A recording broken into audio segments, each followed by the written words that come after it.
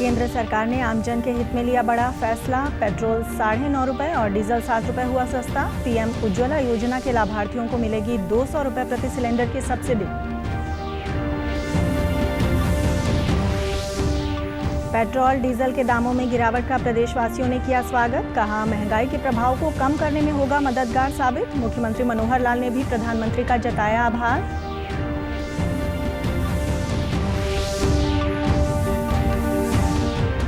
प्रधानमंत्री ने Thomas cup और उबर कप में देश के लिए शानदार प्रदर्शन करने वाले भारतीय बैडमिंटन खिलाड़ियों के साथ की मुलाकात। रोहतक की उन्नति हुड्डा से बातचीत कर भविष्य के लिए दी शुभकामनाएं।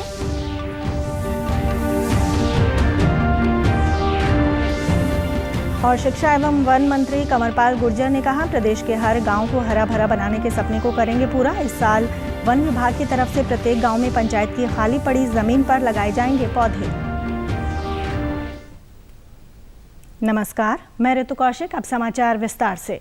आज से पेट्रोल की कीमत 9.5 रुपये प्रति लीटर और डीजल की कीमत 7 रुपये प्रति लीटर कम हो गई है। सरकार ने कल पेट्रोल पर उत्पाद शुल्क में 8 रुपये प्रति लीटर और डीजल पर 6 रुपये प्रति लीटर की कटौती की घोषणा की थी। केंद्रीय वित्त मंत्री निर्मला सीतारमण ने आम लोगों को राहत पहुंचाने के लिए खासकर उन राज्यों से पेट्रोल और डीजल की कीमत में कटौती की अपील की है जिन्होंने पिछले वर्ष नवंबर में पेट्रोल और डीजल के दाम कम नहीं किए थे।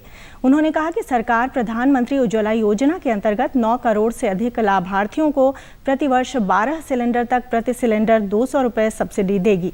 इससे सरकारी राजस्व में प्रतिवर्ष 61 अरब रुपए की कमी आएगी। सरकार प्लास्टिक, लौह और इस्पात उत्पादों के लिए कच्चे माल और अन्य सामग्री पर भी उत्पाद शुल्क में कमी करेगी ताकि इन उत्पादों की लागत कम हो।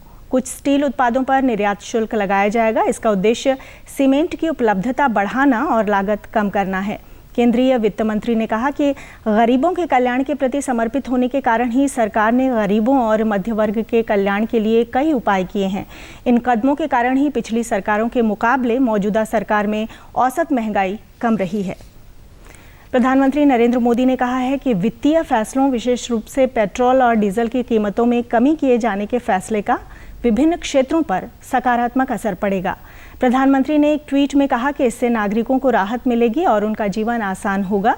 प्रधानमंत्री उज्ज्वला योजना के लाभार्थियों को प्रति सिलेंडर 200 रुपये की सब्सिडी दिए जाने की घोषणा पर प्रधानमंत्री ने कहा कि उज्ज्वला सब्सिडी के फैसले से परिवार बजट में बहुत आसानी होगी। उन्होंने कहा कि उज्ज्वला योजना से करोड़ों नागरिकों, विशेष रूप से महिलाओं को काफ़ी मदद मिली है।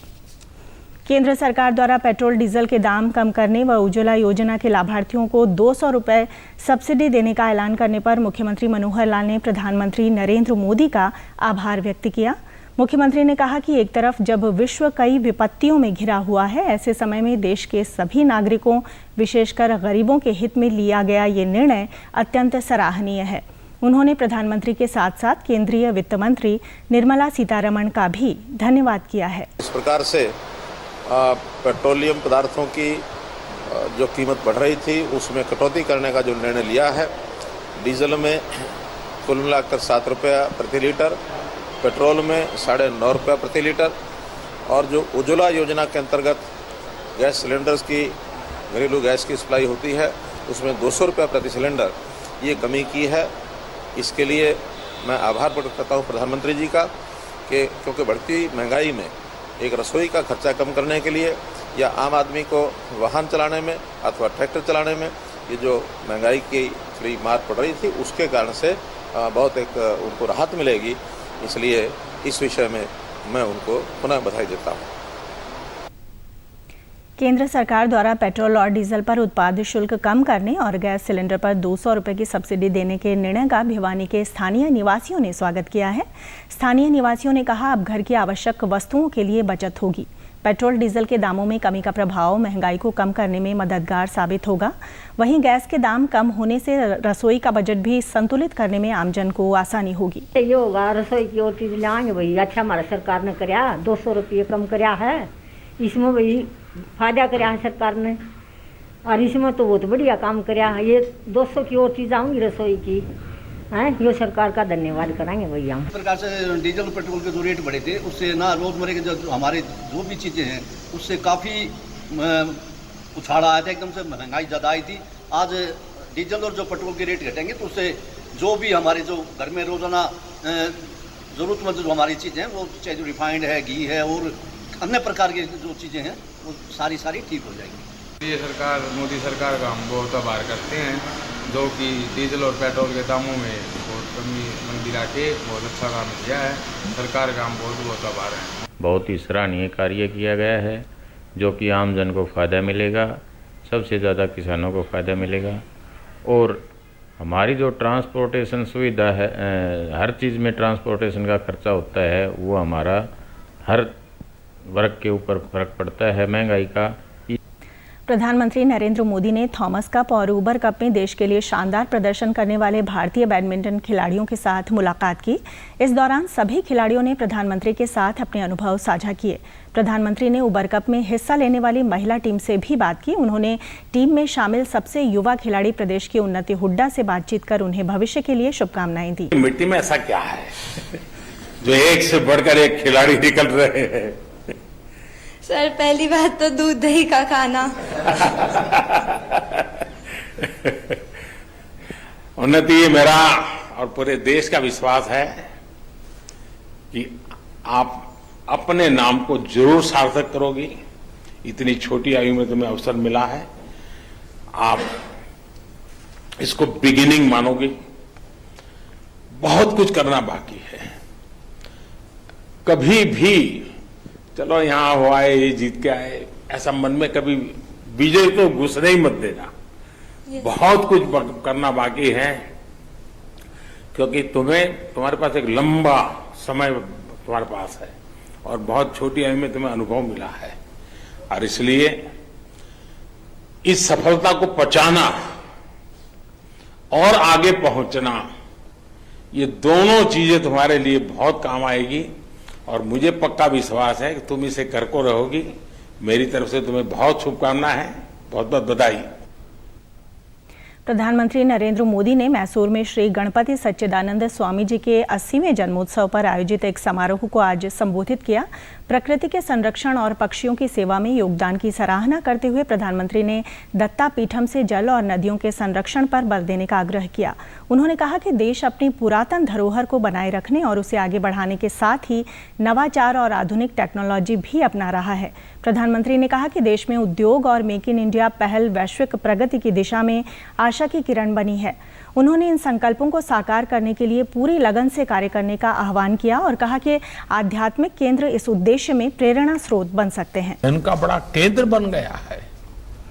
यही नहीं, गीत, संगीत और स्वरों का जो सामर्थ्य हमारे पूर्वजों ने हमें दिया है, उसे लोगों के स्वास्थ्य के लिए कैसे प्रयोग किया जाए, इसे लेकर स्वामी जी के मार्गदर्शन में प्रभावी इनोवेशन हो रहे हैं। प्रकृति के लिए विज्ञान का ये उपयोग, आध्यात्मिकता के साथ टेक्नोलॉजी का ये समागम, यही तो गतिशील भारत की आत्मा है। शिक्षा एवं वन मंत्री कंवरपाल गुर्जर ने आज हरियाणा पर्यावरण सोसाइटी द्वारा आज़ादी के अमृत महोत्सव को लेकर ब्रह्म सरोवर के वीवीआईपी घाट पर पौधारोपण अभियान का शुभारंभ किया। इस अवसर पर उन्होंने कहा कि प्रदेश के हर गांव को हरा भरा बनाने के सपने को पूरा किया जाएगा। इस साल वन विभाग की तरफ से प्रत्येक गाँव में पंचायत की खाली पड़ी जमीन पर पौधे लगाए जाएंगे। देखिए, अभी कुछ एनजीओ हैं सैनी साहब के नेतृत्व में हमारे यहाँ, पहले यमुनानगर में भी बहुत इन्होंने काम किया। अगर आप कभी यमुनानगर गए होंगे, शहर के सड़कों के बीच में जो पेड़ लगे हैं वो सारे के सारे सैनी साहब ने लगाए, सारे के सारे। मतलब कुछ भी नहीं है इसमें और किसी का एक भी नहीं है, सारे इन्हीं के लगाए हैं।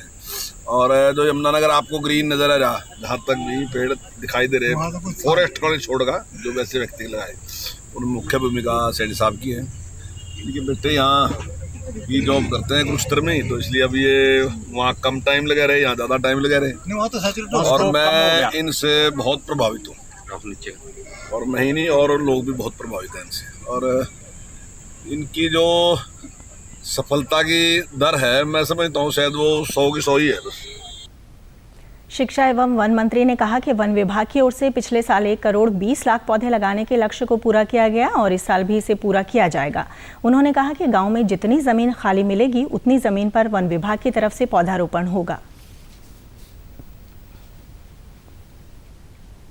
ये बहुत बच्चों की तरह रखते हैं पेड़ों को, और उसमें पानी देना, उसकी पूरी चिंता करना, और अगर पेड़ काटने बड़ा हो गई तो फिर उसके लिए बड़ी मुसीबत होती है।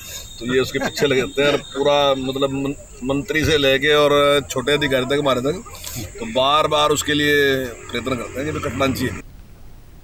भारत की राष्ट्रीय निशानेबाजी टीम में रोहतक के 3 खिलाड़ियों का चयन हुआ है। ये तीनों खिलाड़ी यहां की एक अकादमी में निरंतर अभ्यास करते हैं। राष्ट्रीय टीम में चयन होने पर रोहतक में खुशी का माहौल है। राष्ट्रीय निशानेबाजी टीम के लिए हाल में मध्य प्रदेश के भोपाल में ट्रायल आयोजित किए गए थे। इनमें राष्ट्रीय निशानेबाजी टीम के लिए देश के टॉप 8 खिलाड़ियों का चयन हुआ, जिसमें रोहतक के 25 मीटर स्पोर्ट्स पिस्टल गेम में अक्षत तांबे व लक्ष्य खत्री और 25 मीटर स्टैंडर्ड पिस्टल गेम में योगेश नरवाल का चयन हुआ है। योगेश नरवाल इससे पहले वर्ष 2019 में साउथ एशियन गेम्स में भारत के लिए स्वर्ण पदक हासिल कर चुके हैं। योगेश नरवाल ने कहा कि राष्ट्रीय टीम में चयन के बाद अब अंतर्राष्ट्रीय स्तर पर अपनी प्रतिभा दिखाने का अवसर मिलेगा। अपने देश के लिए पदक लेके आते हैं तो ऑब्वियसली ये बहुत ही अच्छा फील होता है और गर्व की बात महसूस होती है। इवन जब हम गोल्ड मेडल कहीं पे भी अंतर्राष्ट्रीय स्तर पर जीतते हैं तो हमारे देश का तिरंगा वहाँ पर फहराया जाता है। आप यकीन मानिए कि वहाँ पे जब तिरंगा फहराया जाता है तो हमारे रोंगटे खड़े हो जाते हैं, क्योंकि हमने उस चीज़ के लिए इतनी मेहनत की होती है। और मैं अभी जैसे ये 2 बच्चे और मेरे साथ अंतर्राष्ट्रीय स्तर पर खेलने के लिए आगे बढ़ रहे हैं और उनका भी भारतीय टीम के स्क्वाड में जो चयन हुआ है, बड़े ही हम लोग उत्साहित हैं और हमारी एकेडमी के लिए यहाँ पे एक उत्साह का माहौल बना हुआ है और सभी लोग उन्हीं के पसीनों पर चलने के बाद आगे कोशिश कर रहे हैं कि उनका भी अंतर्राष्ट्रीय स्तर पर जल्दी ही चयन हो जाए। वहीं अक्षत तांबे ने कहा कि राष्ट्रीय टीम में चयन होना गर्व की बात है। अब अगला लक्ष्य ओलंपिक में पदक हासिल करना है।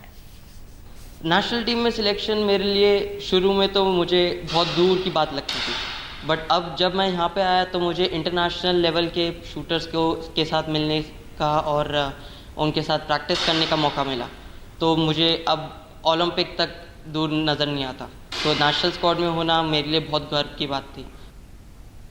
दिल्ली की एक अदालत ने आय से अधिक संपत्ति के मामले में प्रदेश के पूर्व मुख्यमंत्री ओम प्रकाश चौटाला को दोषी करार दिया है। विशेष न्यायाधीश विकास धुल ने इस मामले की अगली सुनवाई 26 मई को तय की है।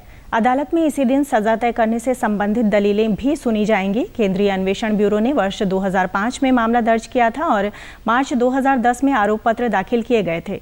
इसमें आरोप लगाया गया था कि चौटाला ने 1993 से 2006 के बीच जो संपत्ति जुटाई, जो उनकी वास्तविक आय से कई गुना ज्यादा है। आज़ादी का अमृत महोत्सव के अंतर्गत केंद्रीय संस्कृति मंत्रालय आज से अगले वर्ष 22 मई तक राजा राममोहन राय की 250वीं जयंती मनाएगा। उद्घाटन समारोह कोलकाता में राजा राममोहन राय पुस्तकालय प्रतिष्ठान, सॉल्ट लेक और विज्ञान नगरी प्रेक्षागृह में आयोजित किया जाएगा। समारोह में केंद्रीय मंत्री जी किशन रेड्डी और पश्चिम बंगाल के राज्यपाल जगदीप धनखड़ शामिल होंगे। केंद्रीय संस्कृति मंत्री जी किशन रेड्डी राजा राममोहन राय पुस्तकालय प्रतिष्ठान कोलकाता में राजा राममोहन राय की प्रतिमा का वर्चुअल माध्यम से अनावरण करेंगे। उधर मुख्यमंत्री मनोहर लाल ने राजा राममोहन राय की 250वीं जयंती पर उन्हें नमन किया। मुख्यमंत्री ने कहा कि राजा राममोहन राय ने आजीवन अंधविश्वास, कुरीतियों, बाल विवाह, सती प्रथा, जातिवाद आदि का भरपूर विरोध किया। उनके क्रांतिकारी विचारों से देशवासियों को सदैव प्रेरणा मिलती रहेगी। डीडी न्यूज़ हरियाणा पर देश और प्रदेश से जुड़ी खबरों को विस्तार से जानने के लिए आप हमारे साथ फेसबुक, ट्विटर और यूट्यूब के माध्यम से भी जुड़ सकते हैं। हमसे जुड़ने के लिए आप हमारे सोशल मीडिया हैंडल को भी फॉलो कर सकते हैं। अब आप अपने मोबाइल फ़ोन से QR कोड स्कैन कर हमारे यूट्यूब चैनल पर सीधे पहुंच सकते हैं। आज़ादी के अमृत महोत्सव की श्रृंखला में प्रदेश भर में स्वास्थ्य विभाग द्वारा 23 से 29 मई तक राष्ट्रीय कृमि मुक्त सप्ताह मनाया जाएगा। स्वास्थ्य सेवा के रूप में इस अभियान को 100% सफल बनाने के लिए अधिकारियों को अपनी जिम्मेवारी का निर्वहन सजगता से करने के निर्देश दिए गए हैं। प्रवक्ता ने बताया कि इस अभियान के तहत राजकीय विद्यालयों, मान्यता प्राप्त विद्यालय, आंगनवाड़ी केंद्रों, प्लेवे स्कूल में अध्ययनरत और नामांकित एवं विद्यालय नहीं जाने वाले बच्चों को पेट के कीड़े मारने की एल्बेंडाजोल गोली खिलाई जाएगी।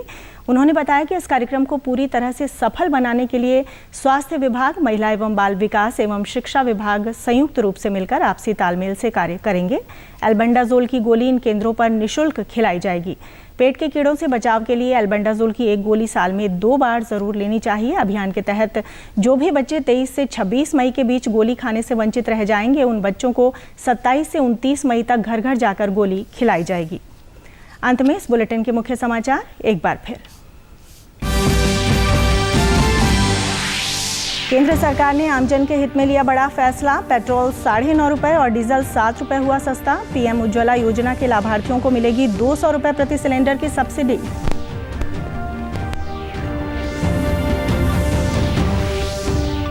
पेट्रोल डीजल के दामों में गिरावट का प्रदेशवासियों ने किया स्वागत। कहा, महंगाई के प्रभाव को कम करने में होगा मददगार साबित। मुख्यमंत्री मनोहर लाल ने भी प्रधानमंत्री का जताया आभार।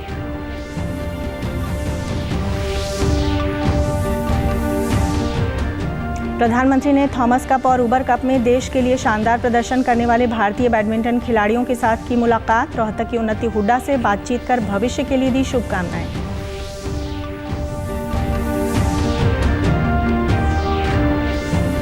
और शिक्षा एवं वन मंत्री कंवरपाल गुर्जर ने कहा, प्रदेश के हर गांव को हरा भरा बनाने के सपने को करेंगे पूरा। इस साल वन विभाग की तरफ से प्रत्येक गांव में पंचायत की खाली पड़ी जमीन पर लगाए जाएंगे पौधे। समाचारों में आज इतना ही। नमस्कार।